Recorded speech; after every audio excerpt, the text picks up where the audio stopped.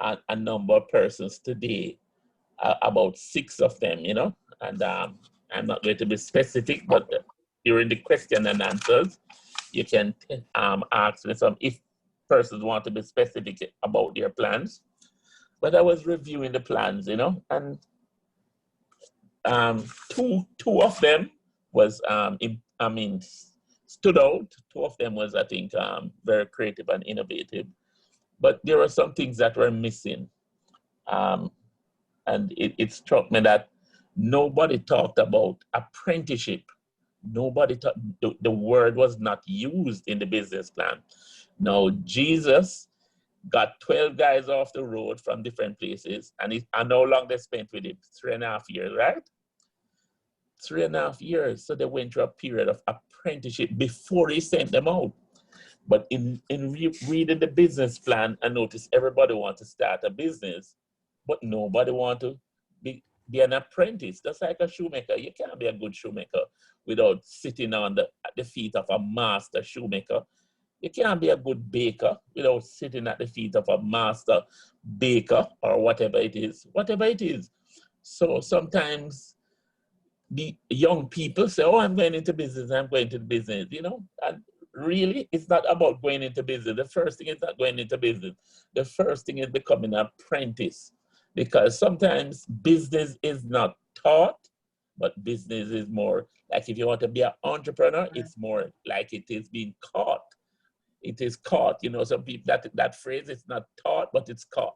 If you want to go into business in whatever field, you need to go and work with the master potter, sit at his feet and see how certain things are done.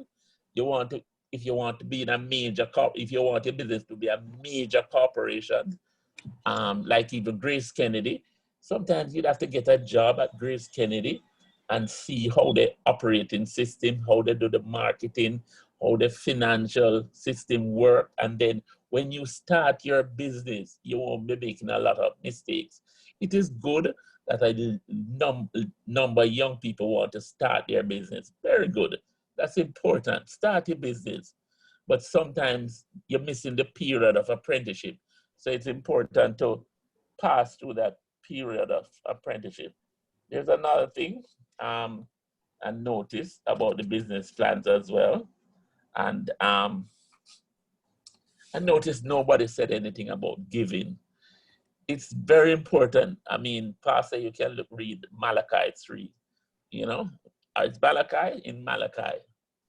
There's a period, there's something, a law named sowing and reaping, sowing and reaping. Nowhere in the business plans I saw where they say, listen, I'm going to contribute this to whatever, you know.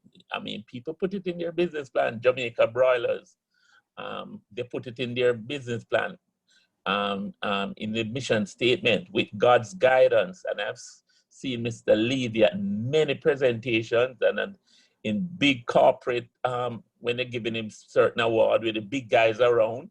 And all he's saying, I'm thanking God. I'm thanking God, because I don't know how I end up with this big corporation, but God is God, is God, is God, and keep on talking about God. Anyway, those are the 2 things I saw in the business plans that were, from a Christian perspective, that were absent. But overall, the plans were good, business plans that people put together, because, you know, business plans are generic and so on. So it's just how you beef it up and so on.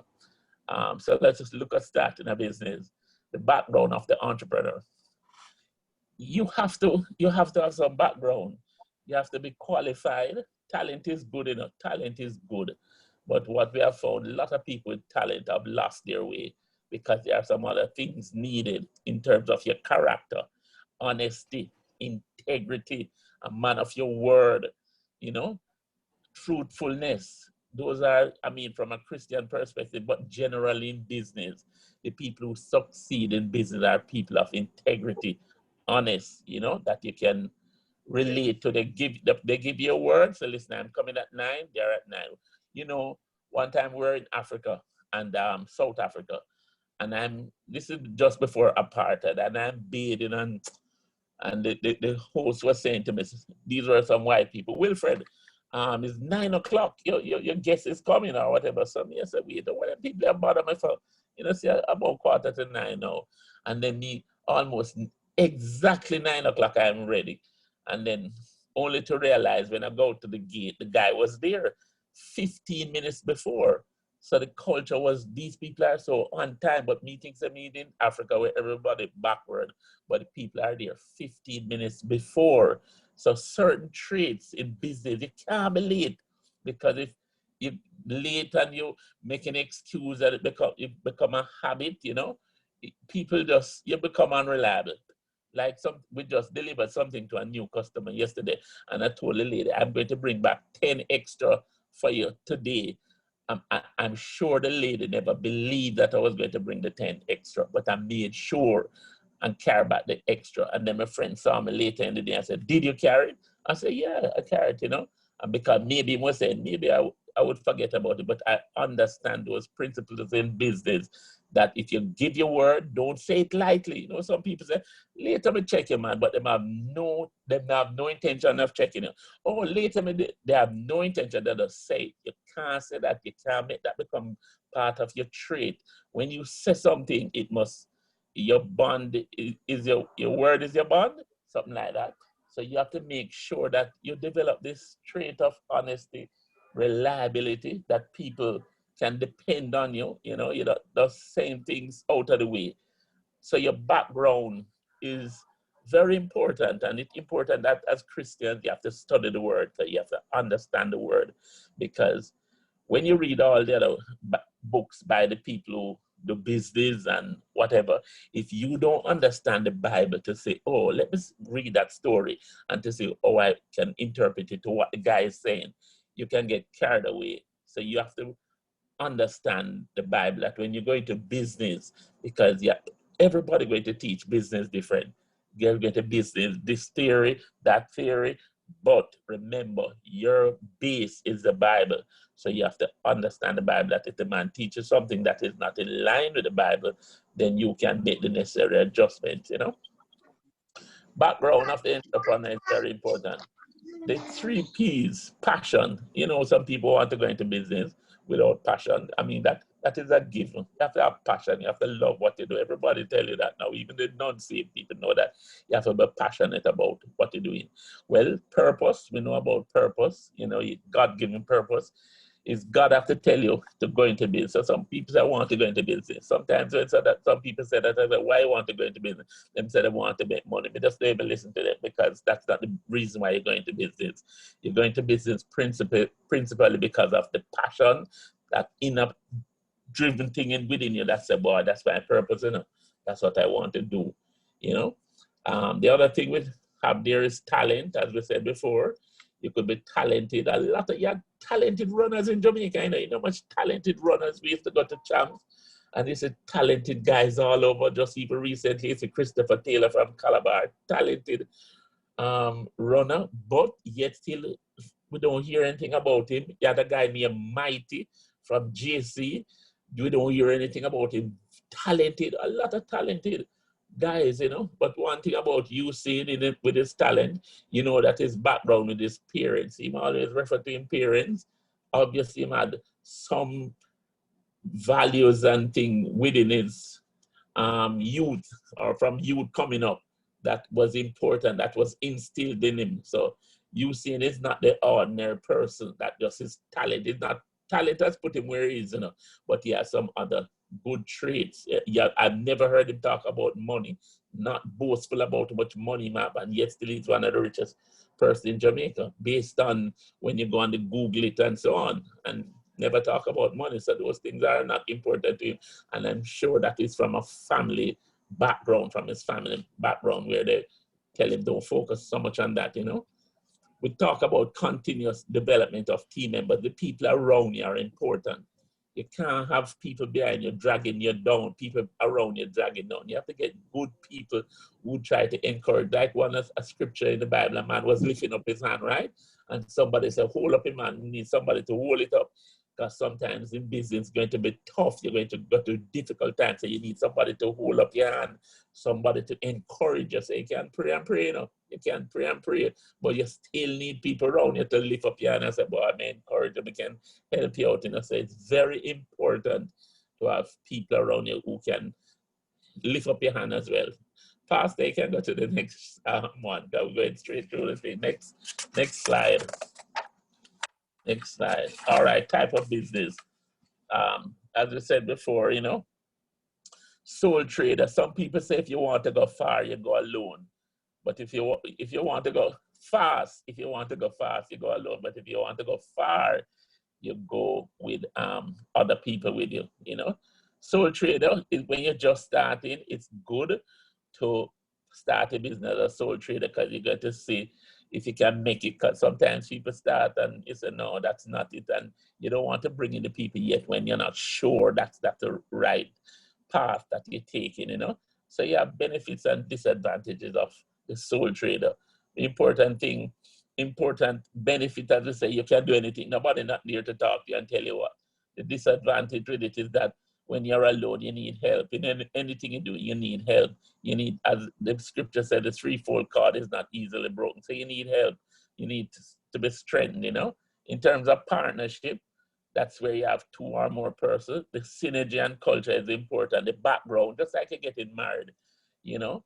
The background is important. I know that my children can't marry certain people, and that's not because there's any challenge or difficult, but I know the background, just the background alone is going to cause a difficulty. It's just like a Jamaican going to marry somebody from Africa. The culture in Africa is different. That's why the Jamaican women marry the African men. They have problem because the African man used to 4 women. And when you go to Africa, 4 women live in one house and them eat around one table. Them have 12 children. Now a Jamaican woman don't know about that. Go marry the African man and then go Africa and then all sort of things. It's just a different culture, just like the Indian.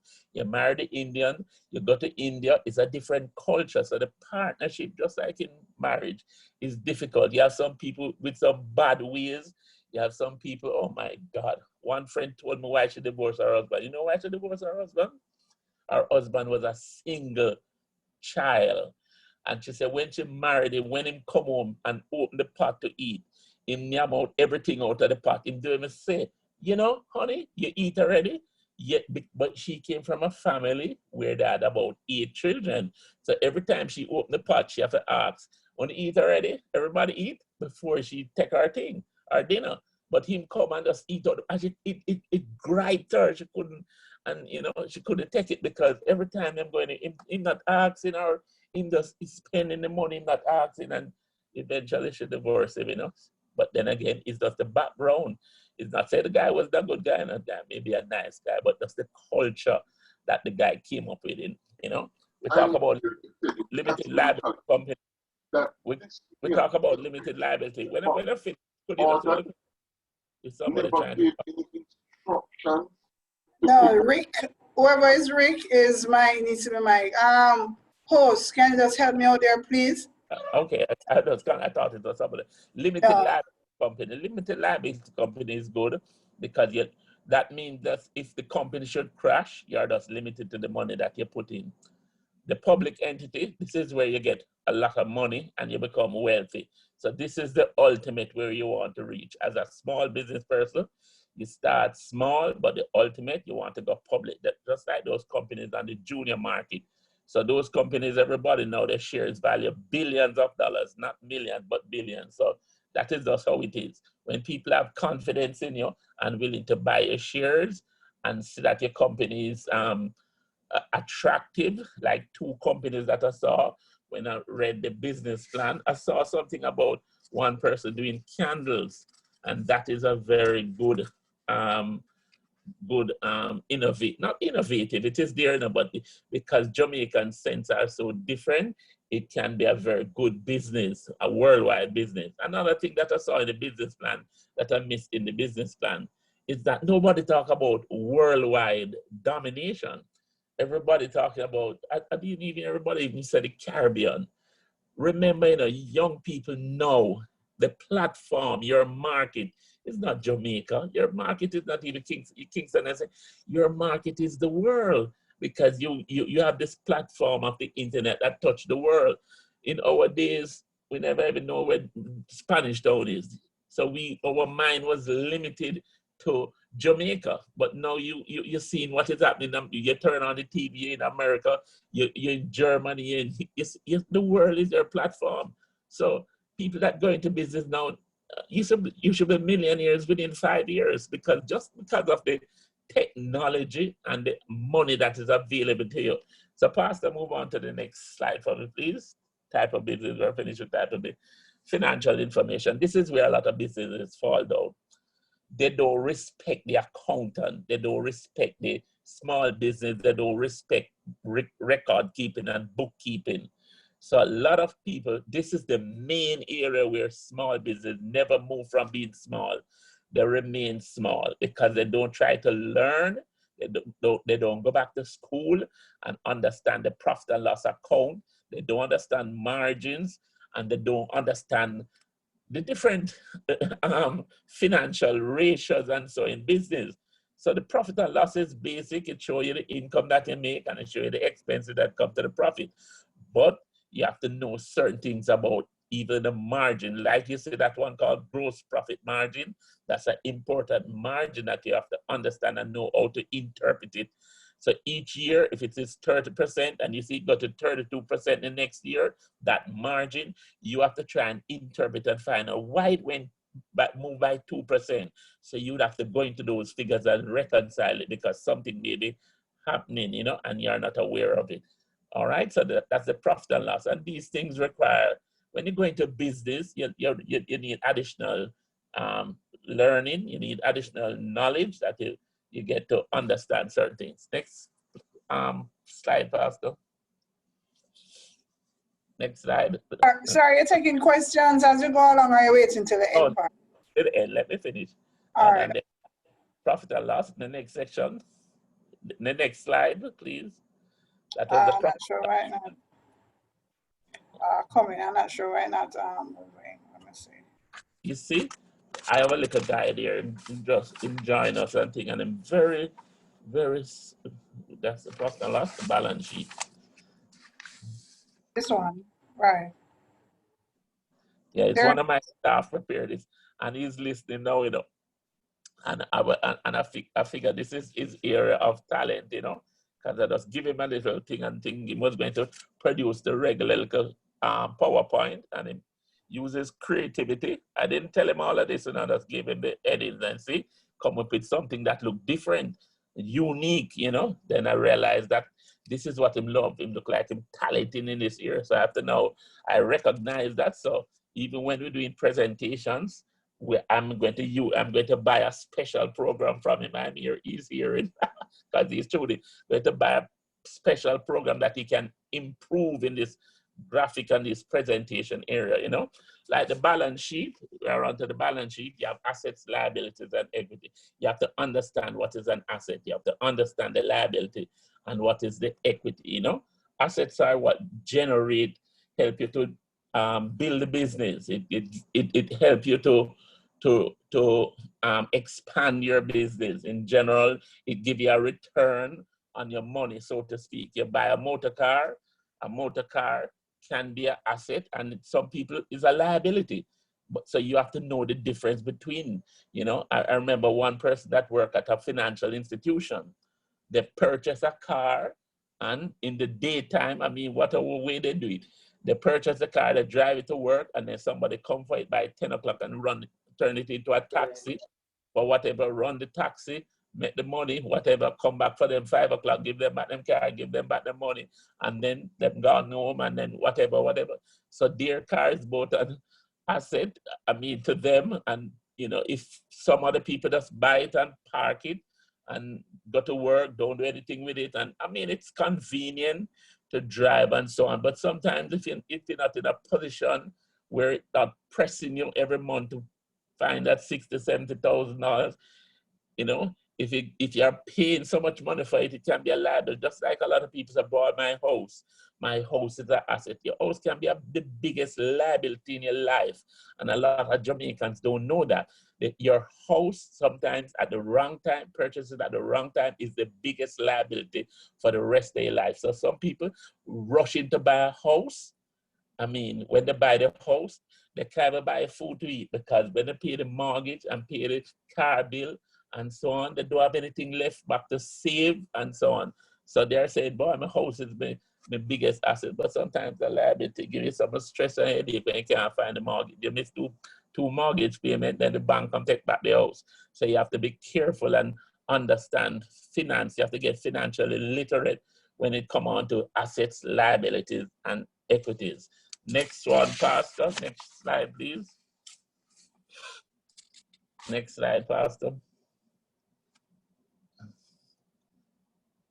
All right, these are some ratios. You have many ratios in business. You have many ratios in business. Important to understand the ratios, because these are some signs, you know, to tell you whether you are doing good or tell you whether you are doing bad. The gross profit margin is the most important one in business. Remember, we told you about the story that the man who had one talent or whatever, the man went on a long journey, and whatever, and give some 5 and give one and give one 10 or whatever, and or whatever the amount 2, and the man with 2 make it into 4, the man with 5 make it into 10. Technically, if you interpret that story by looking at ratios, you would see that 100% return in that story is important. So if somebody sells something or buys something, it's not. Some people say you're unscrupulous, you're trying to sell the thing too high for a high price, but 100% return, and that's a gross profit ratio, is very good on your money. And if you have a business, whatever business, if you can find 100% return on it, then that's good. I mean, a lot of people find that in agriculture, 100% return is sometimes easy to achieve. In the jewelry business, the return is much higher. Sometimes that is all 400, 500, 600, 1,000% in jewelry. So it's important that you understand, you know, as a general rule, if you're going to buy something and 20%, it's better you don't waste your time and do it unless you don't have nothing else to do. Because a 20% return in a small business is you're going to collapse after a time. It's very unlikely in a small business that it can survive with a return of only 20%. The current ratio. This ratio is important as well because it balances your assets against your liability. This technically tell you, listen, I have $100 million worth of asset. I want to make sure my liability don't go over 100 million. A 1-to-1 ratio is good. So if you have $100 million worth of liability and you have 100 million of asset and you have 300 million of liability, you're in a bad position. If you have 300 million of asset and you only have 100 million of liability, you're in a good position. So you have to watch those things. And you know, that's why some small business person, them get a little money and they're ready to buy a BMW, them ready to buy a Benz, or them, you know, and that does change the ratio. So when you're a small business, better you go and drive your little jalopy and go and save your money, because small business need to have what they call reserves. You know, some people, the pandemic is here. You have people lose them job and they want to commit suicide, them all sort of thing, frustration, everything. Listen, some of this pandemic here, people don't even blink an eye because they have what they call reserves. So it means nothing to them, this pandemic. Them just want to keep safe. Them can stay home for 6 months and don't even leave them house, and them can run them business from them house. Them don't need to come out. Them have no problem, because over the years, they understand what it is to put up reserves. Just like any prudent financial person will tell you, just like it's in the Bible, you know, it tells you that when the times are good, You remember in the Bible, tell you a story. So listen, when the times are good enough, you must build some big barns and put the excess crop in the barns. You put the excess crop there.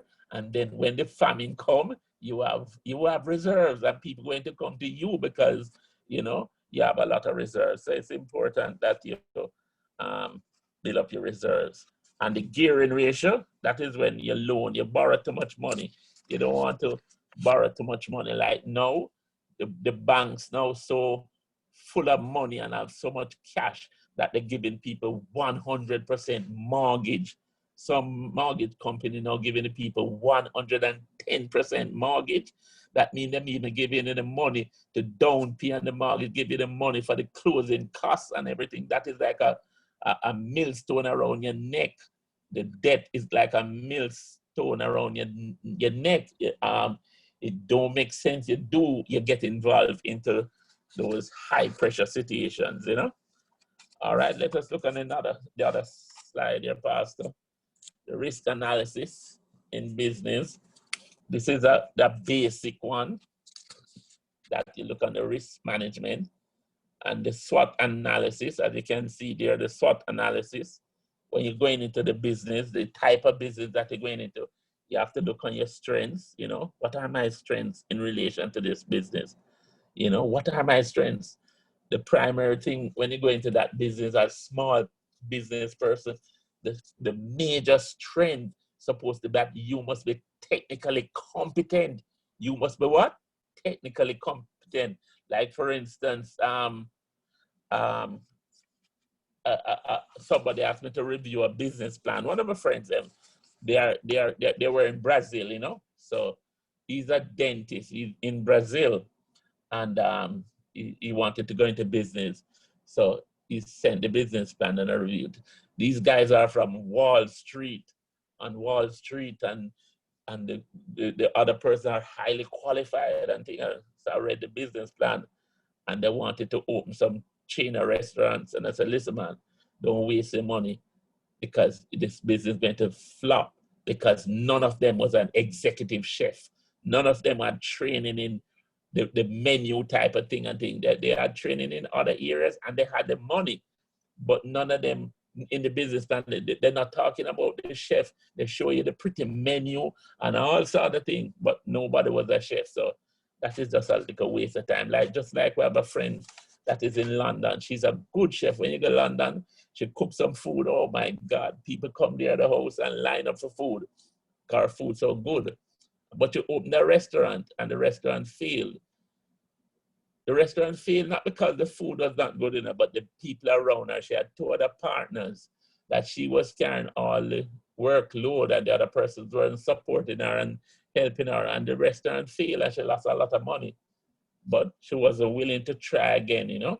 And that's another thing in business. When you fail, a failure is just a full stop. It's just a comma. It's just a pause. It's not a dead end. I mean, a failure is a pause or a comma, not a full stop. Some people fail and they say they're not trying again. You have to get up and brush yourself and go on. So failure to a businessman is no big thing. When you fail, it's no big thing. You just continue because you know you persevere. You have the passion, you have the purpose in your heart. So failure is not an option. You just have to get up and move on if you're a real businessman. If you're just going to it for a little money and you fail, you come out of it, you're going to find something else. So, you know, you didn't have that real passion for that business. With the SWOT analysis, you look for your weaknesses. You look at area that you are weak in and try and polish up. If you can't polish up, if you don't like it, like I'm on the older side now, but I am not a techie man. So me make sure I get the young people around me who are very technically efficient. It's like my daughter could set up this and put it on my iPad and thing and move it from the link from the, what do you call that one there? The WhatsApp to the iPad. If the daughter have to call and she just move it and say that, oh, all right, that is here. Because, you know, sometimes I can try and do it, but your mind focusing on other things, you know. So sometimes you got to learn the whole technical thing of this thing is, you know. So you just get somebody who can assist you and you pay them, you know. And then your threats, you know, in business, you have to look on the threats to see, you know, Sometimes you may think your competitor. A lot of people think that the competitor is a threat. The competitor is not a threat. The competitor helps you to get better. You know, so I don't look at my competition as threat. I look at them as them help me to get better because I want to be the best. So they have to be there to what you call it, pressure me to be excel, to be more innovative, to be more creative. If I didn't have any competition, I'd be making all the money and just in my business. I mean, it's no big thing. But when you see other people there, say, oh, that is what they need, I need to be better. I try and improve, continuous improvement and innovation. That is our slogan, continuous improvement and innovation. When we went to Singapore once, this is about 20 years ago, we went down there and those are the type of words that they use in continuous improvement and innovation and, you know, and I'm saying, oh my God, and, you know, these people just passionate about getting better and better. That is why Singapore is so advanced. But we in Jamaica, sometimes we even miss the boat in Jamaica. Because I remember when we were down there one time, we went down to the beach. I remember like a thing like falls thing, them falls sand, falls, everything them up down. Maybe all falls tree. So we went go down, maybe all falls sea. We go down to the beach and we'll look and think, what do you think them playing down there? Some Jamaican song, wagga wagga, bogo, bogo, bogo, wagga. That means, oh my God, we never even know which Jamaican singer this. And the people are dancing. And we say, oh my God, look at where we sing, look at where our music reach.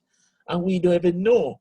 And the people is enjoying it. And it's, you know, it's not any big artist like a Bob Marley and so on. Wherever you hear people say Bob Marley and so on, you know, and so on. So you will understand. Let us look at opportunities in the whole thing of the SWOT analysis. Just like in this pandemic, people looking at doom and gloom, but in this pandemic, there are opportunities.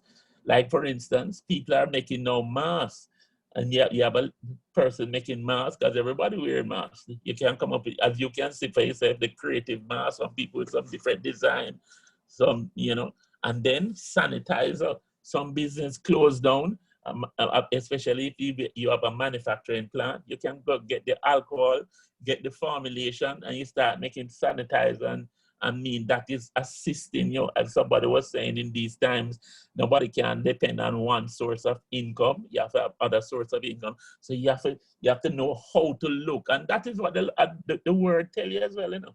The word tell you, say what? Whatsoever. What the word say? Whatsoever you put your hand to. Oh my God. Whatsoever the Lord said to you, will bless it and they'll prosper, so whatsoever. But you know, you're putting yourself to this one little job where you go 8:30 you go, and you leave 5 o'clock, and you keep on going for 5 days a week, and then you realize it's 5 years in here, and then 10 years. When I just started to work, and I was 18 years old, and when I went to the workplace, and I always remember this, never forget it. A lady was working there, like, you know, the lady that made the tea and so on. And after 40 odd years, and me as an 18-year-old boy, and when we see them give her a white thing, them give her, you know, them lounge chair, that long time lounge chair, we have like, I don't know what kind of material, vinyl type thing with some flowers on it. And me I said to my friend, can you imagine the lady is here 45 years? And there's a lounge chair, them give her for go light up on her veranda. So no, sir, that not going to be, you know. No, sir. No, man. So yes, Pastor, could you move on to the other one, Pastor? Environmental and external factors. Next one there, Pastor. Next slide, Pastor. Pastor Don. Yeah, no, I'm still here, but it seems to stick or something. Let me check and see. Let me just check. All right, I can talk in the meantime since the other slide. You see, I could take this thing as a little light thing and say, oh, sure, let me just come talk and thing. But as you can see, we prepare, we do something that at least will leave you with something.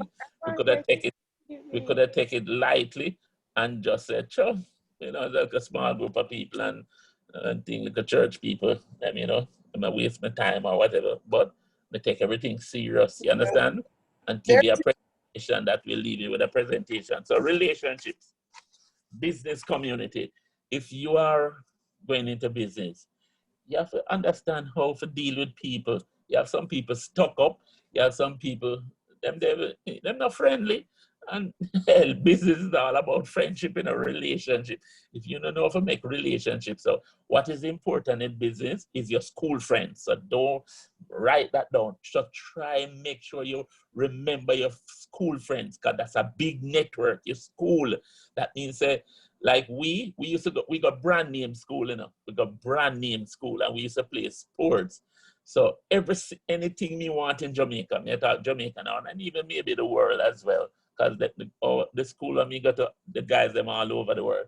If me just call one word or whatever, if me got tax office, and me just have a look at a man and me get through. You understand? Anywhere me got doctor and whatever, me go hospital, a man is there from my school. Just like you have the brand name school, you have JC, you have KC, you have Calabar, you have Woolmans. I think those are brand name. Those relationships are important, especially if you are a bright boy or used to be in sports. Because if you are a bright boy, your class are full up of doctors and engineer and lawyer and whatever. And so if you're a sportsman, you're gonna meet other people in sports and things. So your school, so you have to be join the cadet, whatever you want to join the environmental thing, do something at school. That means that when you leave school in 20 years time, somebody said, which school you used to go? And I said, I don't know you, I remember, but we used to go to the same school. No, man, you have to get involved if you're going into business, you know. But then again, sometimes this kind of miss you, and then, but you can make up for it, you know. So you can go to Kiwanis, you can go other places and do service, and that people get to know you. Go to the police youth club, all different places you can go, you know, that it become known. And social media, you go on social media, but don't make yourself a nuisance on the social media. Some people make themselves a nuisance. You have to be very careful, because when you send things out there, you can't draw it back. And when you make the mistake on that social media, it can be damaging to your career and your character. So, you know, you have to be careful. Financial institutions, important as a small business person, you try to know somebody in the bank and who can help you out in that. That is how it used to be long time ago when people in business, people say, listen, people used to could have give you a loan those times ago, 40 years ago, somebody could have give you a loan and you never have to do all the paperwork, especially if you're busy and you can't make a payroll. You could have called John and said, John, I can't meet my payroll now. I'm going to draw some check, I'm going to be in the overdraft by 10 million, but push it through by next week. I mean, bank manager push it through for you, no problem, you understand? So if you're like a small businessman and you never body your payroll come up and you don't collect the check in from the one big customer where you send out the goods to, you're embarrassed because your staff start make up them feel saying you're working and you're not paying them. So it's important to know somebody in the financial institutions, you know. Another thing, you may be in maybe whatever business in, so but it's important that you anticipate change. When things are changing, because sometimes people change around and people don't even realize that, because they can see the PNP. Things change around the PNP and then they will realize that you hear people talk about young people and you must go on social media and whatever. Things change around the PNP. Can you imagine the shock them is when them say, boy, young people doing this, young people. People have been talking about young people, and you still like carry the whole people. No disrespect to the old people. Old people have a lot of wisdom and a lot of background information and knowledge and things, but they have to realize, hey, your time gone, you know, your time change. People them now swing your way again. You know, them want a young face, them want a more energetic person and so on, you know. So you have to anticipate change. All right, next one, Pastor. The final one, Pastor. Good. Corporate social responsibility. That's another area that everything is changing in this area. This is not new, but it is for the last 10 years now. Everybody start, you know, coming around to this and say, listen, you have to involve in your community. If you're in you have to find some, whatever it is, do something for your community, help some poor people, help whatever your school or primary school, prep school. And, you know, you're surprised to know that, you know, this has now become not a part of your promotion. People talk about promotion and think that is on the social media's promotion and you have to go on TV for promotion, but involved in your community is promotion. That them can say, yes, Miss G, help you out with this, and Miss G, help out this lady, even getting a glasses for somebody, helping them, and so on, And then in terms of, as Christians, spiritual development, you have to understand the word, You have to understand the word. That means you have to study the Bible, because that is your nourishment. Because as I said, the word is medicine unto your flesh, So you have to make sure that you have studied the word, that you can know that how you can be skillful with the word, And so from a spiritual perspective, you have to be skillful, understand the word. Because even Christians, sometimes Christians are tempted in every single way. Money in the business world, people if you do things unethical. I mean, when you're a small business now, it may not tempt you, but when you start talk about 100 million, 200 million, that you can make a 200 million easy. If you could have done something unethical, you're surprised to know. You start thinking, even though you're a Christian, you start thinking, sure, 200 million, that, so you have to be careful that you can walk away from it and so on. And the only way you can walk away from it is you have to be strong. And as the word tell you, if you can read the word, there are two masters in the world. You can't serve one or love one and not going to eat the other one, And so read that scripture, go down it to tell you there are two masters. Notice God never said God and the devil. A lot of people think say it's the devil, but God said it's God and money. There are two masters in the world. Money is the other one. God is one and money is the other one. So read that scripture back again and get the understanding of it. And as we said at the beginning, a lot of people don't understand the principle of Malachi when it says give and give. It's a listen, prove God, It said prove God. When you read that scripture again, it said you give. You understand? God love a cheerful giver. He love a man who give abundantly. You give. You understand me? You give. You give. You understand? And then the thing will come back to you. God said, prove you can't outgive God. I mean, I'm a young person, maybe listening here and thing, but when people come and our pastors come, we know, and even come and share a word with them, we give them bountifully. We're not afraid to give people bountifully. You understand me? So when we get bountiful returns, you understand me? We're not what is it, excited? We're not excited. The other day, I had a little van and a man with whatever, and it was we're just trying out a thing, and I gave the guy to fix it, and them steal it from him, and he's my friend. I said, when I said to him, him called me, I said, boy, Wilfred, the van park at my house 1 year, and him said, God tell him to come and help me with the van, and thing, because the van had a problem when I bought the van. So him come and anyway, him get the van and do something, fix up the van and thing, and then him call me and said, him say, Wilfred, boy, I'm going to the bank, because I'm going for change. And the first time the van going on the road, and him said, boy, them steal the van and thing. I mean, they were upset with the man and say, what I say, boy, God, you're a good God. You never want me to have the van there, thank you. You understand me? No big thing. And I really believe God tell him to say, come help me with the van, because God never want me to that van can give me a brand new one after that. You understand me? So when I say no buy no old van, you must a new van you must get. You understand me? Because the work that you're going to do in farming, you can't afford van to break down, and I realize it now, because me never want to give the people a new van, because me say, sure, the man that kills something, but God never want me to have no old van, So me just look for the best in everything, because when me blessing you, me I bless you with the best. So when me get the best, I'm not surprised, because we understand the principle of sowing and reaping. So when me sow, me make sure sow good and sow bountifully and joyfully and so on. So, Pastor, we just go through it. We know that everybody on a Friday been tired, and them, what you call it? Attention span is not so long. So that's the end of the presentation, Pastor. Questions and answers section. So we just give God thanks, So I'll leave you with something that at least you have something you can go back to and look at it, So thank you, Pastor. Pastor Yes, sir. Right, I'll take it. Questions, Georgia, Jerome? All right. Thank you very much, Mr. Wilfred. Thank you very, very much. We appreciate your, your knowledge passed on to us, and I'm sure that all of us here would have taken something from your presentation.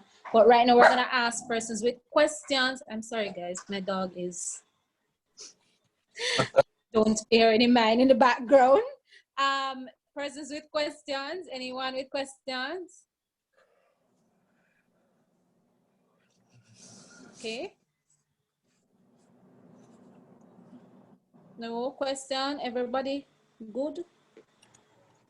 A question for me. I think people might probably be thinking about it and don't want to ask it. In terms of the 100%,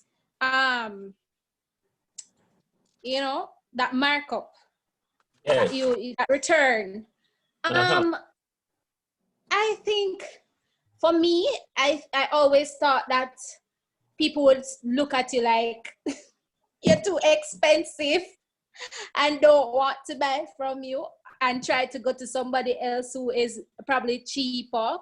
What do you say to, what do you recommend to us in terms of that? Is it that we're lowering our value to please people around us? What do you have to say? Right, that's why I was saying that the 100%, it's not going to occur in all type of industry. So maybe your industry, what you are in, it can only allow for 20%. And that is why I was saying, when you get into business, you have to get in such a unique business that when you charge your fee, people don't question it. Just like lawyers. You have some lawyers, their fee is like $100,000 an hour, because they are QCs, and so it's either you want them or you don't want them because they have some special skills, and so on. Whereas another lawyer, maybe their fee is 20,000 an hour, another one 30,000, but yet still people go to the one that is expensive, like my doctor. I spend 15 minutes, not so 15 minutes, maybe 10 minutes with us, laugh and talk.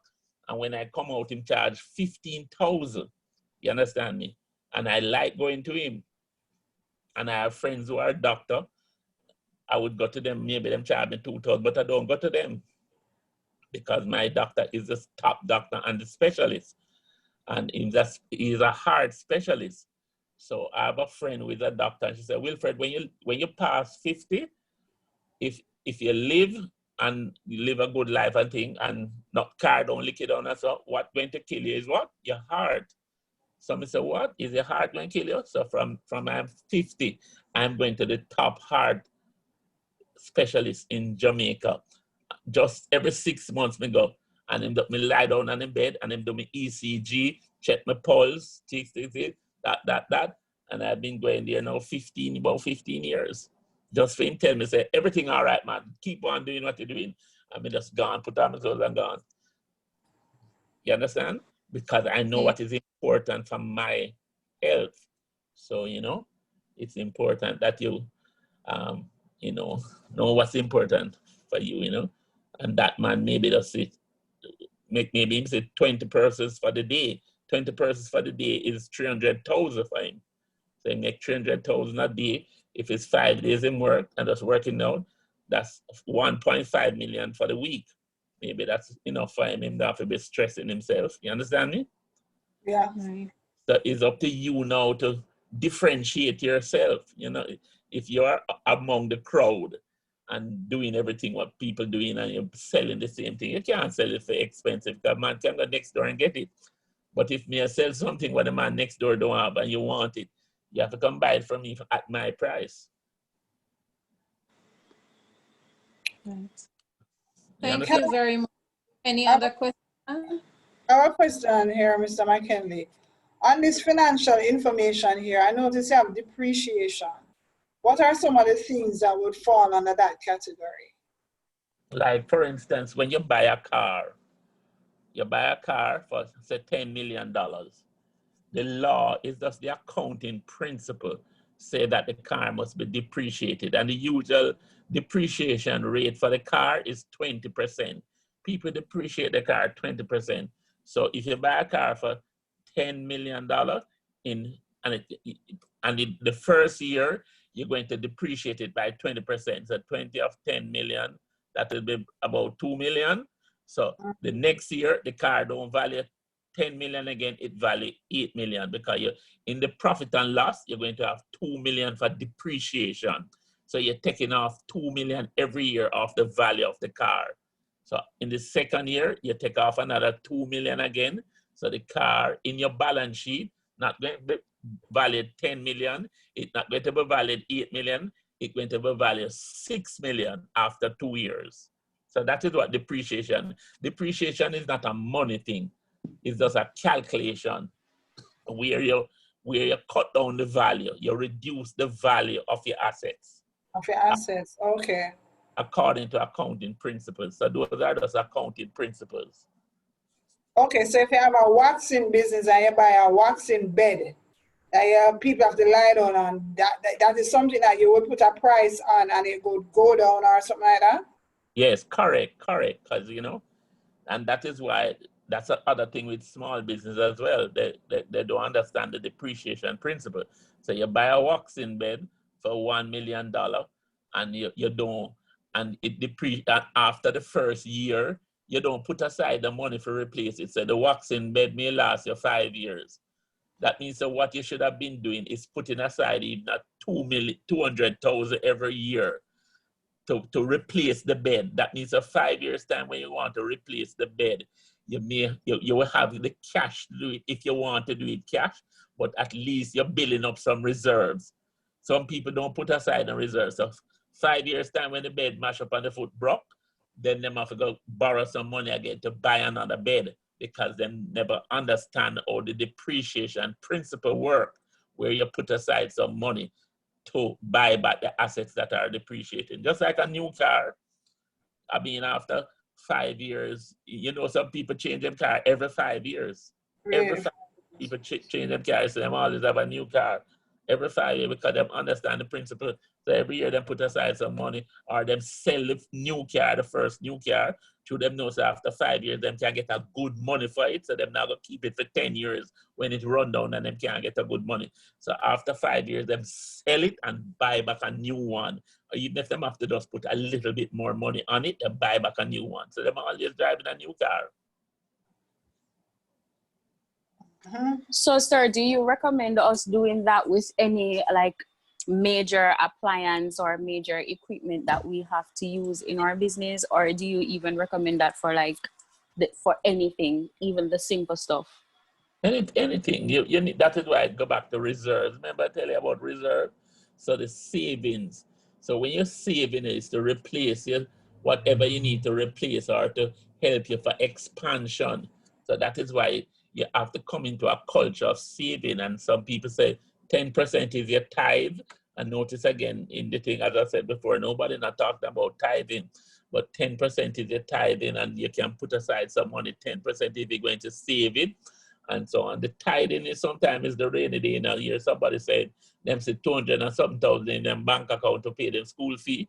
So maybe they have been tithing somewhere and God just give them a return and say, all right, let me bless you here, you know. Because if you're a mean person, nobody will put 200,000 in your bank account. You understand? So you must have been doing something good for somebody to look and say, listen, I'm going to bless this person, you know. Right. So and then for us, it's important to save. That's the principle. Important to save. Yes, for us, based on how small we are and just starting up, what would you say would be a realistic time frame for us to start looking at, say, a profit within the business? From the profit, profit don't depend on time, you know. You can make a profit by the same week you start. So the earlier you make a profit, okay. So profit is not related to time. Profit is related to the business that you're in. Okay. All right. Thank you. It have nothing to do with time. It just depends on the business. And the quicker you make a profit, the quicker you become a millionaire. So don't be afraid of the word millionaire, because millionaire now is just no big thing. Everybody's a millionaire, you know. I don't know anybody around me who is not a millionaire. Only few people who really know, and maybe, you understand? Like, for instance, one man was walking, and one of my friends them said, boy, them going Miami about 2 o'clock, you know? And them going Miami 10 o'clock, and another person was walking me and said, but them don't have no flight. Them don't have no flight. Them don't have any flight leave Jamaica at 10 o'clock. So I said, the person have a plane, you know? Them just going to use them plane. So, and the person was saying, but I couldn't believe that the person have a plane. Person have a plane. Lot of people in Jamaica have plane now. You know, so don't limit yourself, you know. It's no big thing. God can just make you tomorrow. If you need a plane, give you a plane. And that is how I think, you know. It's so simple that if God want to bless you, no man can stop the blessing. And that is how we have to start think. The Christians supposed to be rich. And we're not rich to worship money, you know. I mean, if we're not rich to work, but we're rich that we can be a blessing on every occasion. And that is what we need. We need money. Of course we need money.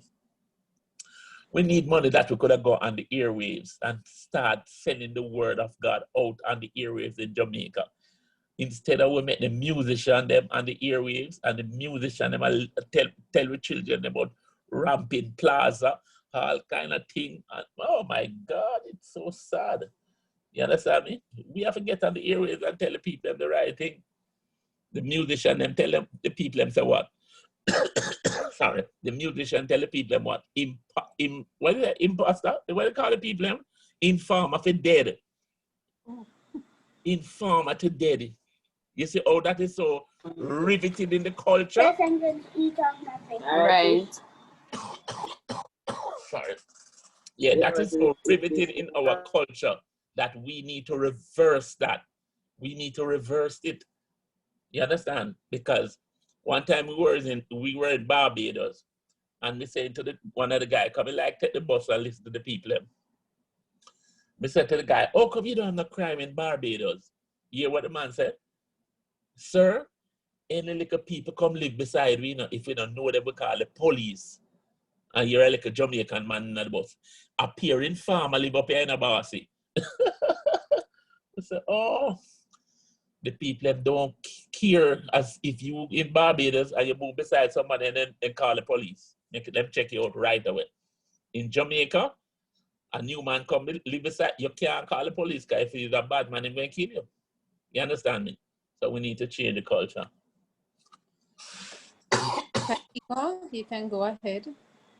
Yes. Hi, good night. Going back to the depreciation, I just want to know, I don't remember, how is it that you estimate the depreciation rate, or is it that how is it that you calculate or estimate the depreciation rate? Or what is it based on?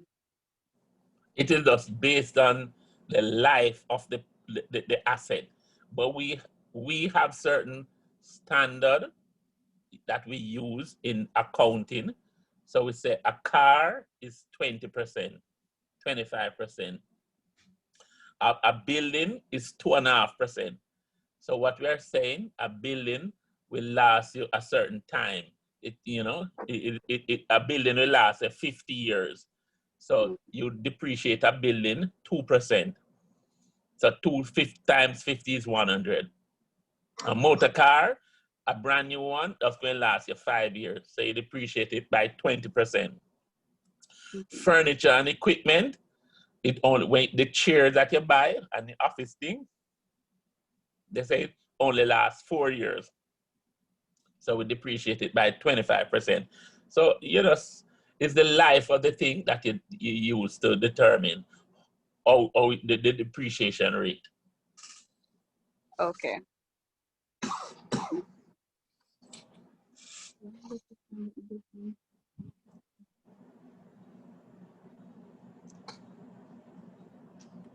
Somebody can tell Abby to talk in English, please.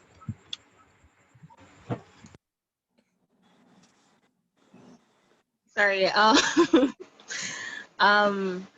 As we learned in school, I'm wondering if we could use the modified accelerated cost recovery system for our small businesses, or if that's only for large businesses, if we could What? use that for depreciation. If we are using, well, my business doesn't necessarily use capital equipment or of the sort. We don't really use machinery. But for other small businesses, could they use that system, or it's only applied to bigger corporations? What system? What system? And what system? What you said about modified something? What you said a while ago? The modified accelerated cost recovery system. So there's a particular percentage over a period of 5 years, 4 or 5 years. So I'm wondering if we could use that, or if that doesn't apply to small businesses. I've never seen that term used in any small business. Okay. I'm not so sure what that term is either. I've never seen it used in a big business either. So maybe that is just some theory.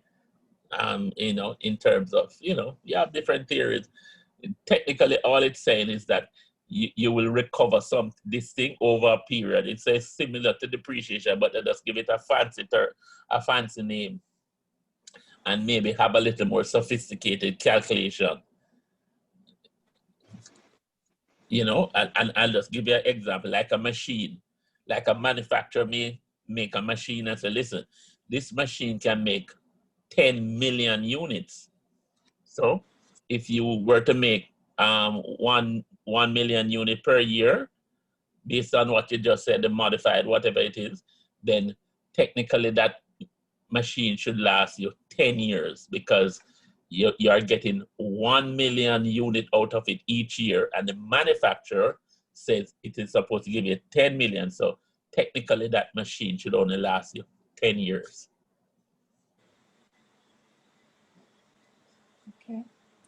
You understand? Right. Okay. Go ahead. No, I was saying, do you understand that? So that is similar to like depreciation. It's just a similar terminology, but maybe that is in terms of units. You are recovering the cost in units, but in like a motor car, you don't have no unit. It's just the value. So it's just 20% of the value. Okay. Thank you. Any other question? No. All right. Once again, we want to thank you, Mr. McKenley. Hold on 1 minute before you close. Just checking. Mr. McKenley, could you just speak a little bit more on what you would determine as threats? You were saying earlier that your competition is not really a threat. What is really a real threat to your business? Or the US dollar? I mean, what is a threat then? What would you consider a threat in this environment for a small business? Well, as you're saying, I mean, the rapid depreciation of the US dollar may be a threat to your business, because if the dollar move from 150 to 200, that's really a threat in your business, because when you cost your product, the people that you use to sell your products to won't be able to buy it. So that is a real threat in terms of the rapid depreciation, not necessarily depreciation of the dollar, but the rapid depreciation. And then the entries to your business, the barriers. Some business, you can't just go sell electricity. You can't just go sell electricity, or you can't just go whatever, something like water, because you have certain regulations. You have to get some license and so on. So a real threat to your business is like government regulations. So even if you are in the skin business, the government may say, listen, you don't need a license now to go make that thing and start the massaging. If anybody can do the massaging. But first time, maybe you had a license, a government regulation. Like the government may say, listen, anybody want to run taxi can go run taxi. we're not going to register taxi again. Anybody want, then that's a real threat, a government from a government thing, because they can just remove the law tomorrow and everybody can run a taxi. Now it is regulated, where you have to go get license, you have to get red plate, you have to wear uniform. So that's a real threat, you know. A change of government. Government may change. One government may say this, the other government may come in and say that. So, you know, those are some real threats. And your competition as well, because like the big competitors, you're a small business, you're creative, you're coming into business. Like what Microsoft does is Microsoft buy out the small people who are very innovative before they become threats in their business to their business. So if Microsoft see you coming up with some innovative thing that can challenge one of their program, they purchase your small business before it get too big. With it threaten their product. So you know, competition is a threat as well. But you know, as I said before, this is just personal. You know, when I say I don't see competition as a threat, it just make me get better and try and improve and continuously improve.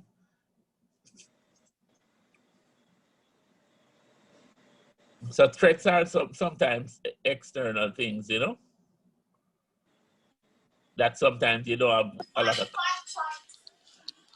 Huh?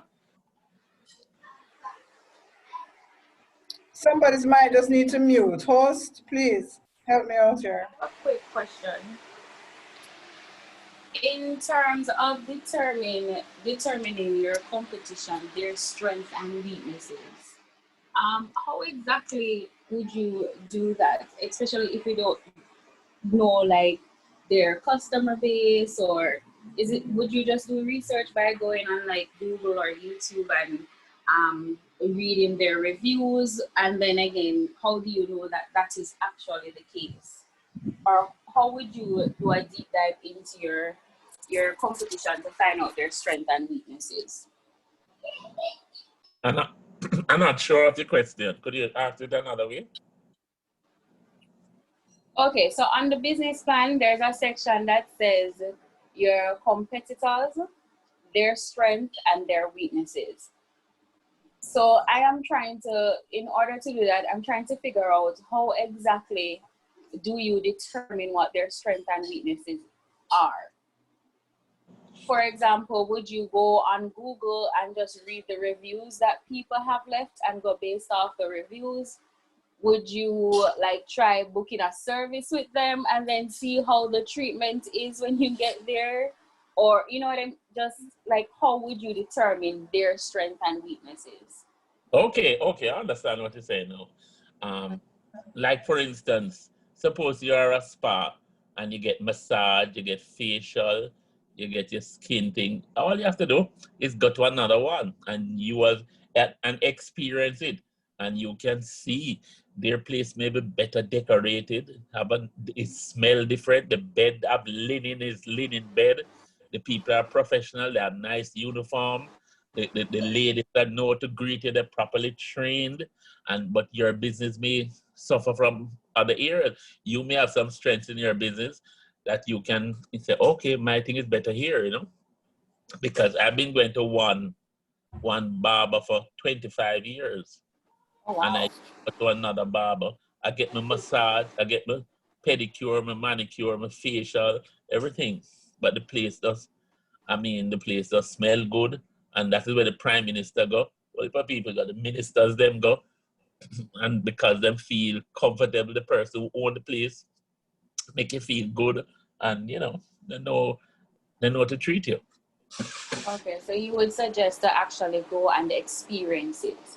Yes, and there's Okay. another that is bigger and more exclusive, but people don't go there. Okay. It's just the building, you know. The building is bigger and nicer and so on, but it's just the building. The people don't have that people touch, you know. Okay, thank you. It's just like Kentucky Fried Chicken.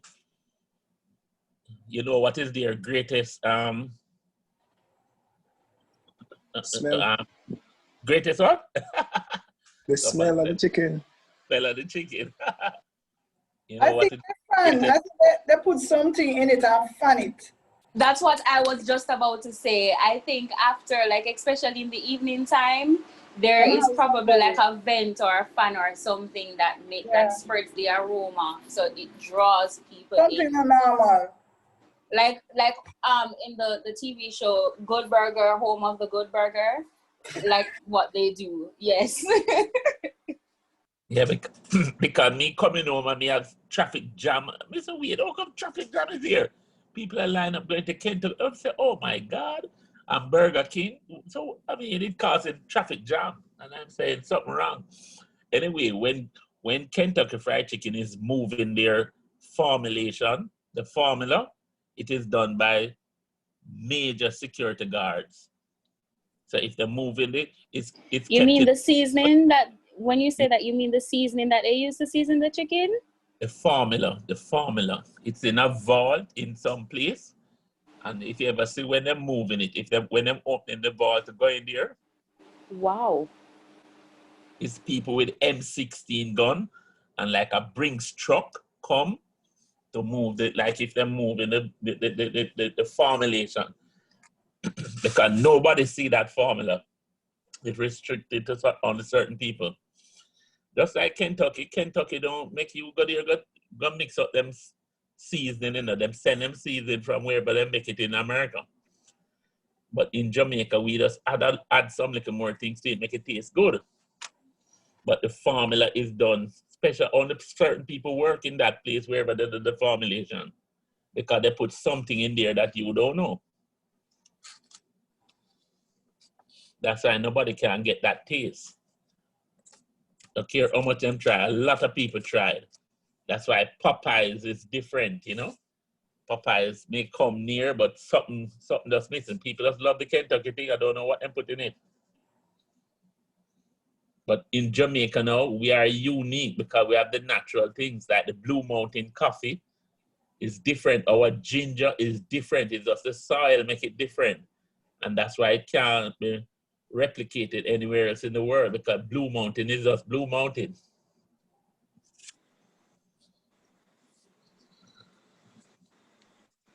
Okay. Another question here. Boy. I have another question here. Mr. McKenley, all right, Yeah. as a small business, you had mentioned that you should try to be making even what, 30% profit at least. Whatever profit you can make when you start, you know, the important thing is that when you have a bad year, you don't stop, you don't close your business, you know. Because that's what I was coming to, how you know when to kind of pack up that business or retool or whatever. How long you go at it? Because you mentioned in the first part that you need passion, and you're supposed to have passion for something, and you have passion for it, but you know you're not seeing the money. How you know when to kind of say, you know what, this thing here not working, or probably I need to try something else. Boy, that is when God come in, you know. That is when God come in. When you're at the thing and you say, boy, Lord, you know you call me to this, you know, but you have to tell me what next, you know, because me don't know. That is when God come in. Man can't tell you that. God tell you that, you know. Okay.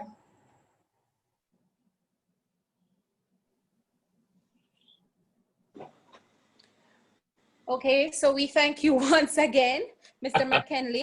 I'm Thank you sure that questions. Any more questions before we wrap up?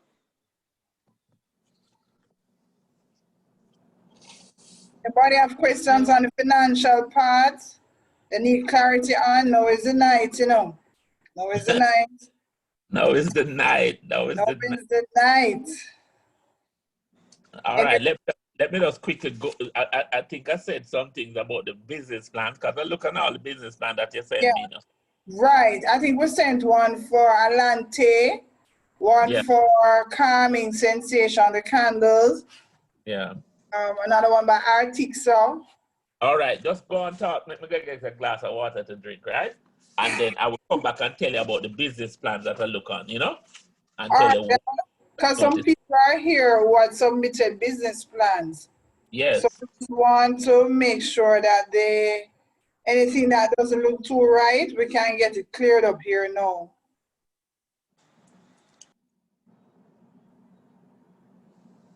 Anybody have any more questions? Anybody want to run the slide again who kind of came in late? Everybody's clear? Entrepenurial, are you going to send us the slide? Yes. Or no? Oh, okay. Yes, I can send the slides. I can send the slide. Okay, thank you. I'll send it. I think probably over from the department, probably have everybody's email. I think you have an email. I can send it to everybody. All right, thank you. So you can look back on it and see the examples or whatever needs to be seen. I just I wanted do have a question. clarification. Sorry, go ahead. 1 minute. On Who's talking? I can't hear. Who is talking? Tashika? Tashika, yeah. Okay. I just wanted clarification on the break-even section. I have done the calculation, but I realized that I only did it for 4 months because I was just focusing in my head. I'm just focusing on this year, but I didn't remember that I'm supposed to do it for 12 months. And I started my business in August, so so it would finish at about August thereabout. So I just wanted clarification on the break even because I don't really have any total fixed costs, but I don't have any fixed costs per se. In the future, I just kind of really estimated probably I would pay like utilities or something to that effect in the future or so, but I don't really have any total fixed costs. And when I was calculating it wasn't giving me the correct figure. I have some. Kevin, 1 minute. Kevin, are you there? Kevin? Kevin, someone? Oh, good night. Yes, I'm here. Good night. Welcome, Kevin. Kevin works with Mr. McKenley. Yes. You heard the question that Tashika was asking, Kevin? Are you able to answer it? No, I didn't catch that one. Could you repeat it, please? I'm back here. Oh, Mr. McKenley is here too. All right, go again, Tashika, please. I'll bring up the template here. I think this is what you're referring to.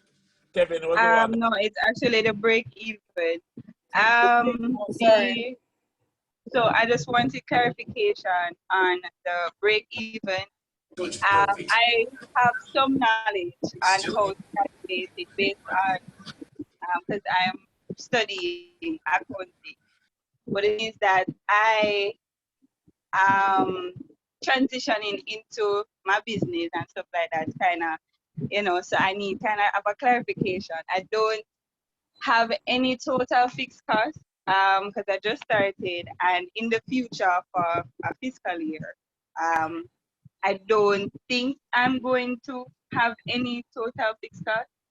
I placed a fixed cost for like utilities or anything like that, just estimating it. But I'm not getting the correct figure when I'm calculating. It's giving me, it doesn't make sense when it comes out, the amount that comes out, it doesn't make sense, it doesn't add up. So I just want clarification as to how I was doing.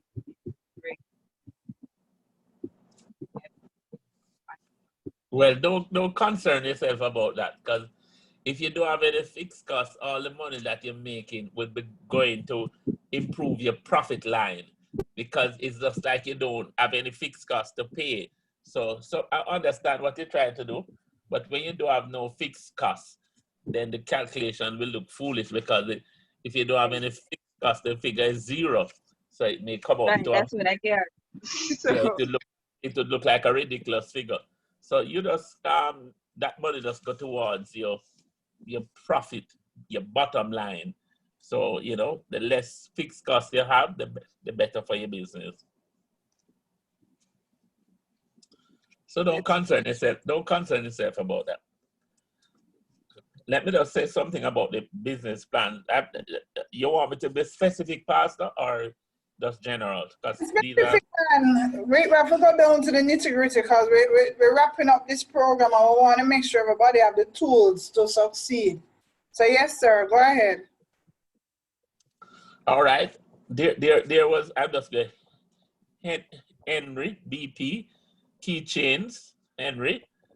I was just looking at business plans, the business plan, and I just I made some little brief notes, you know, and so on. And I realized that there is nothing, these are just some little notes that I made, you know. There is nothing unique about your plan. There's nothing new. There was nothing, and I just made a note. You need more meat on the plans. Plans are okay, no, but you need more meat. You don't have any global and local statistics, you know, in business plan. What is the global market like? You know, when you're making a business plan to impress the people that you know what you're doing, you can say the worldwide revenue or income for the beauty industry is $10 billion or whatever, and in the Caribbean it is whatever, 2 billion, and Jamaica XYZ. Do some research, like get some figures, not just your figures, get some global figures that people can get an angle that, listen, this person do some like research and development. Because if I was to ask you, what is the keychain business in Jamaica, you know, it's difficult, you know, but you could go to the Department of Statistics, quote from something. When you're doing the business plan, quote from some, according to the Statistical Institute of Jamaica, in 2005, XYZZ, small businesses, whatever, the amount of them that start was 60% fail, and by whatever it is, and in this area, you know, something like that, quote from some things, you know. In terms of linking with people, maybe you could put more of that in the business plan and so on. We talk about apprenticeship. When you're going to be a jeweler person or whatever, you know, it is good that, you know, after spending 5 years with the master jeweler maker in Jamaica or wherever, in Nigeria or Ghana, then, you know, you branch it out on your own and so on. Sir, Mr. McKenley, YouTube is not a good teacher. Yes, you just Google it because everything is on the computer. But you just, yeah, because you learn a lot of things just by YouTube. I know a lot of people go online and just learn stuff. That is an asset, or you would definitely need somebody who has done it as a mentor, you know, as an apprentice. Yeah, man, you need to apprentice, man. YouTube can give you the figures, the statistics, and everything, and even how to do things, you know. But at the same time, you have to that physical touch in learning. You know, YouTube is good. The computer have everything. So in terms of putting the document together and the research, the computer have everything on it. It's just for you to find it and put it together. But all I'm saying as well is that sometimes you need to go see how the man made the shoes, how the man repair the shoes. The computer can tell you how to do it, you know. But you have to go sometimes sit down because there are certain things that you can't learn by reading a book, you know? Okay. And then delivery in terms of the keychain, I didn't say the delivery to overseas market online. I didn't say any delivery. I looked on another one. I said Patrick Watson. I mean, it was a good one. I tick it off. Good. It was good. I saw that one. Yeah, that was, you know, obviously that one was put together straight. I mean, good and so on, you know. I didn't say just need to finish the other sections of the business plan. So that was good. You're on the right track. Understand that. And Barbara Martin, I say a tick again. This seems to be an established business and so on. And yeah, good.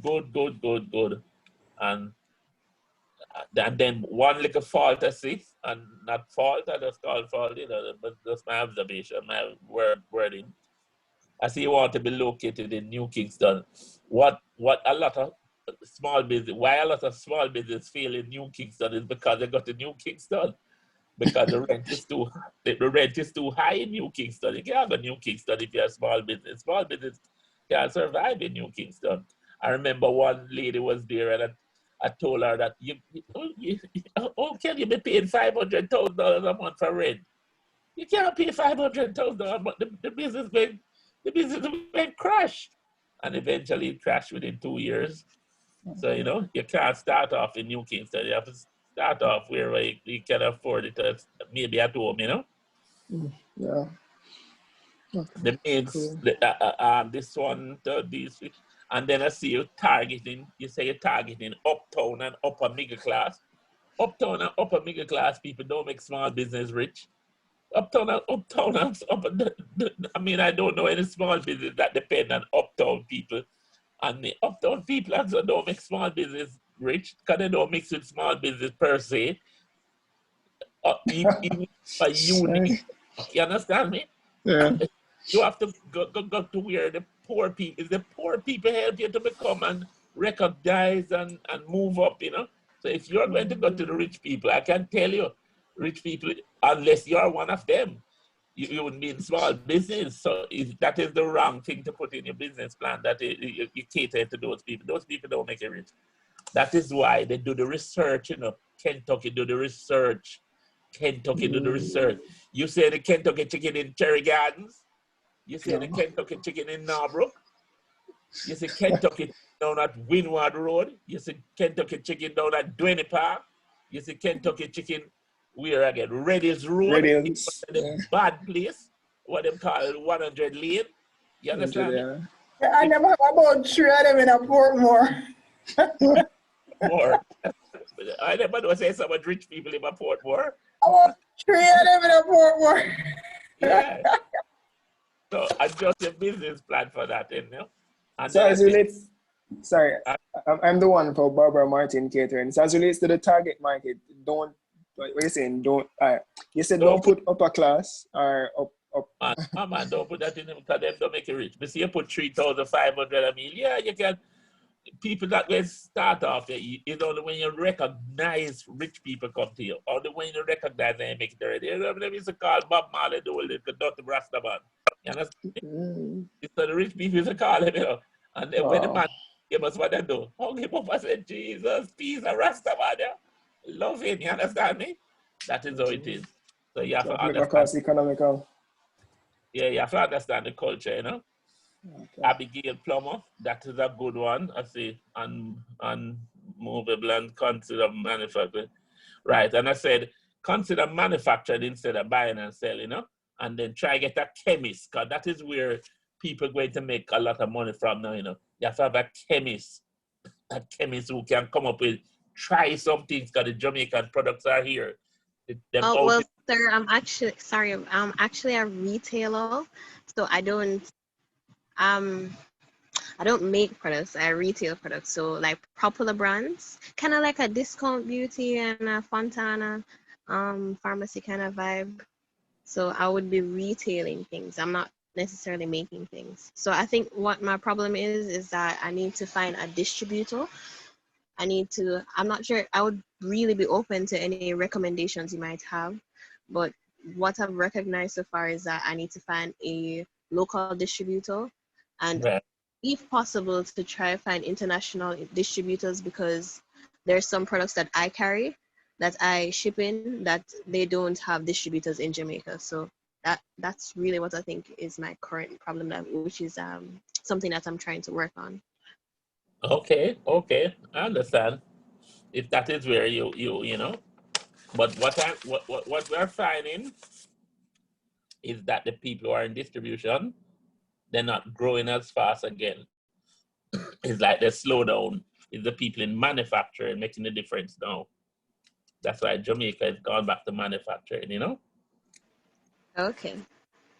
I don't know why this thing is matured. All right, Jordan Spence. Jordan.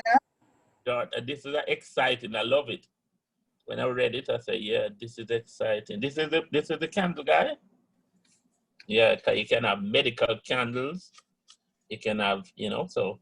Kangaroo girl.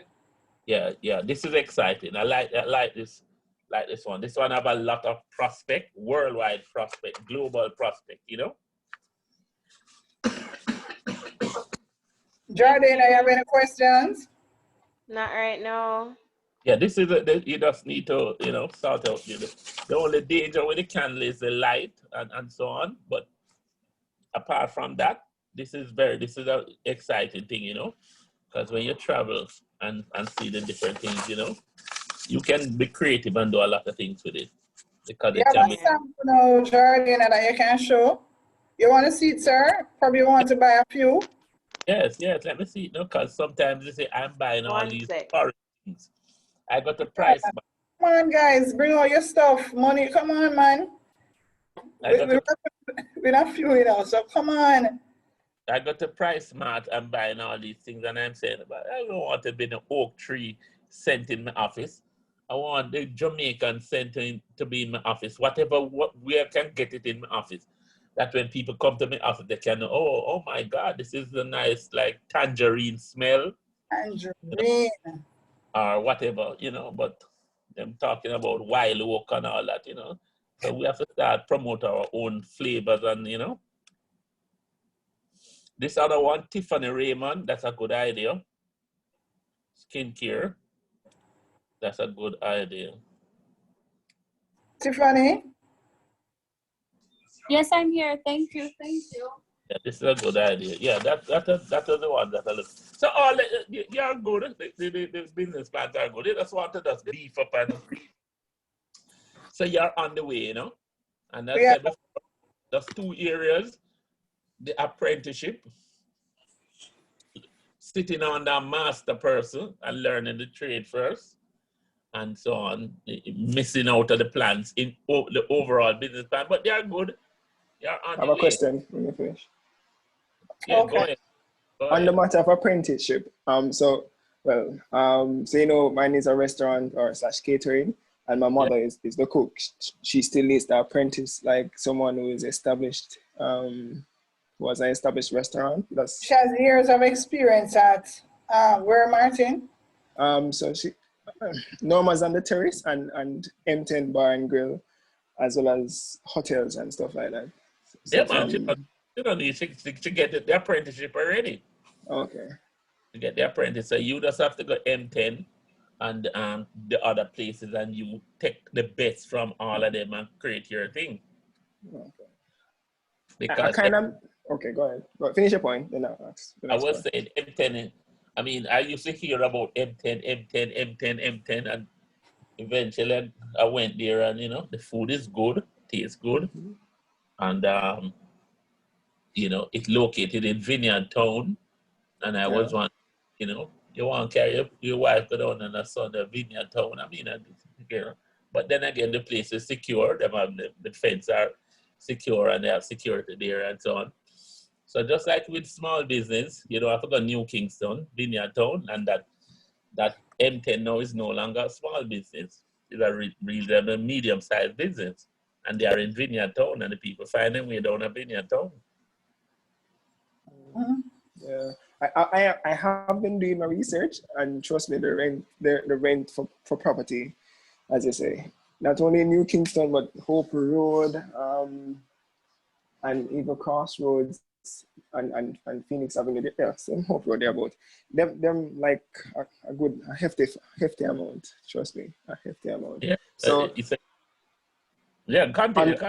On the matter of, you know, doing it from home, and thing, you know, like what recommendations, what suggestions, you know, what do I need to get? Because I know, like, for me, my the food items, my equipments and stuff like that, those would be like, I was looking at the point about fixed and variable cost.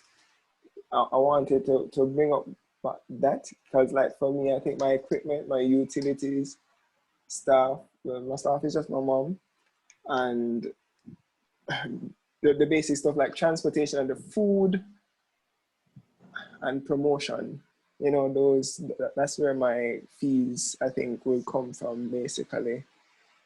It's a work in progress, but I was just thinking, and things. So probably you can correct me if I'm wrong. If there's anything else I need to consider where to put it, whether fixed or variable, and stuff like that. If you understand the question, I'm not sure. I don't understand. I'm just trying to see where to put what, whether variable or fixed. Yeah, all right, okay. That in terms of expenses, Right. it's no significant. When you carry to the professional, the bottom line, the ending figure is the net profit. So it's going to come out anyway, you know, whether it's a variable or a fixed, the cost is going to come out.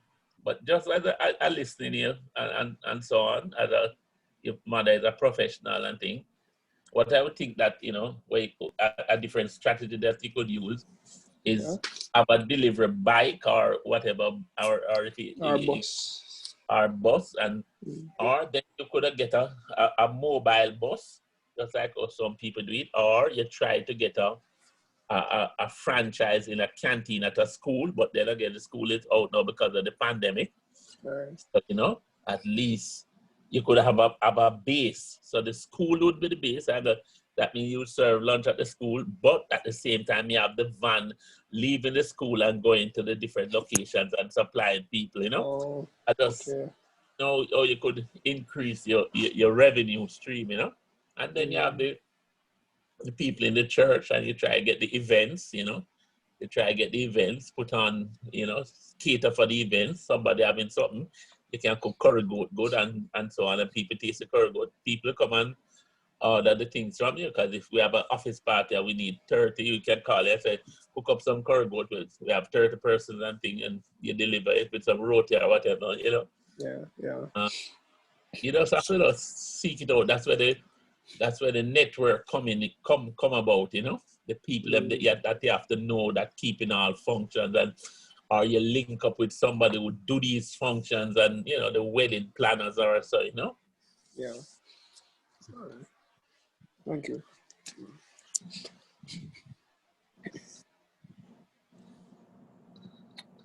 Is Jardina is back? No? Yes. We'll turn on the camera so we can see this. Yes, I can do that. We're gonna close in a few. Let's stop share.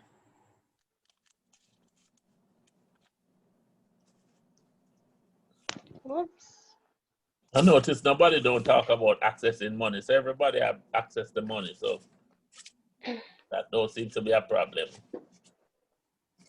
This is the jar with the labels. Okay. And this is the final product with it being packaged and all. I have different color bags, not by any. Candle? Yes, it is. Okay, so you just open it. Okay, yeah. Yeah, man, I see them in Body and Bath. What you call it? Bath and what you call it? Bath and... What's the place in America name? Body and Bath? Bath and Body Works. Bath and Body Works. Yeah, nice design. Yeah. Yeah, and nice. I have my production line coming up. Oh, and how much you sell something like that for? 1,200. That's good. So what sort of unique scent? Tell me the one that is unique. What kind of scent you have? Unique scent that I can put it in the office, light it in the morning, whatever. What unique? Which one is the most unique thing that you have there? Different. Right now, I'm focusing mainly on mosquito repellent. So based on the survey, questioning and stuff that I did, persons prefer to have a milder scent for a mosquito repellent, seeing that they use it around their babies or really over an extended period of time. So these candles, this one has a mint fragrance to it, but it's very mild so that it can be used around anybody, a child, in your office, anywhere without it acting up. I'm also experimenting with different fragrances for the mosquito repellent. So I have a lemon one that I'm experimenting, and I'm also gonna have a fever grass. So I'm gonna start with those two. But for now, the one I'm selling right now is just mild. It has a mint fragrance to it. All right. So Kevin on the line. So Kevin just set the lady up, and we'll buy 5 from you, you know. So Kevin, just talk to Kevin. Thank you. Jesus. Right, you know. Come in packs of 3. No fret not.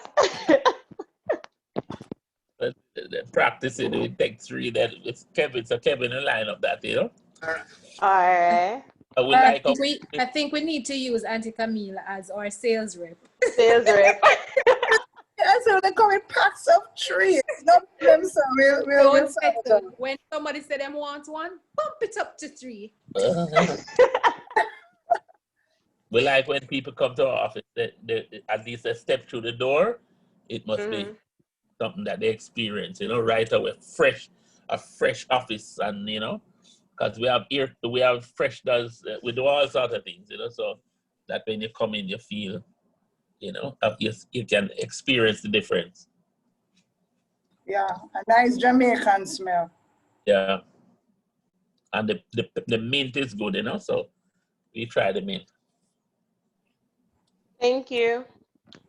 All right, I'll give you the information. Georgette, over to you.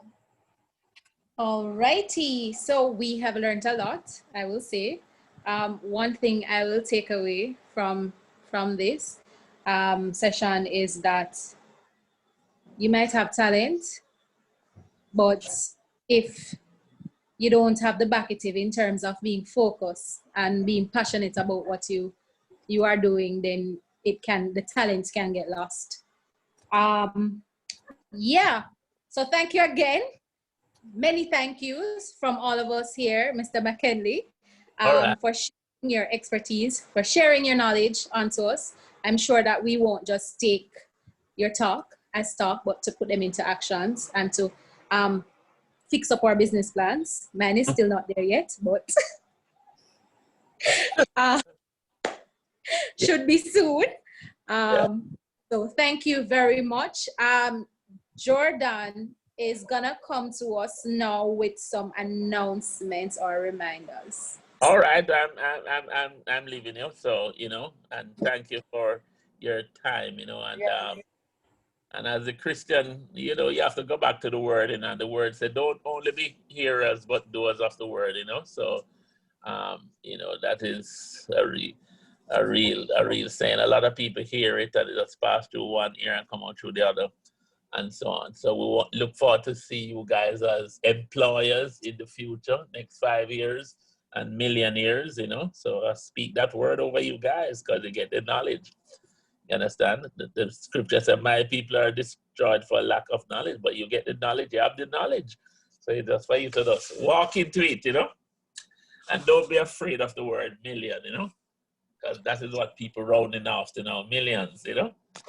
All right. Thank you, Pastor Limonius. Thank you, sir. All right. Okay. Then. We'll talk in a week. Is that a prophetic word from Mr. McKinley? That's it. Better. A question from Mr. McKinley. Yes, it's prophetic. I'll take it. Praise the Lord.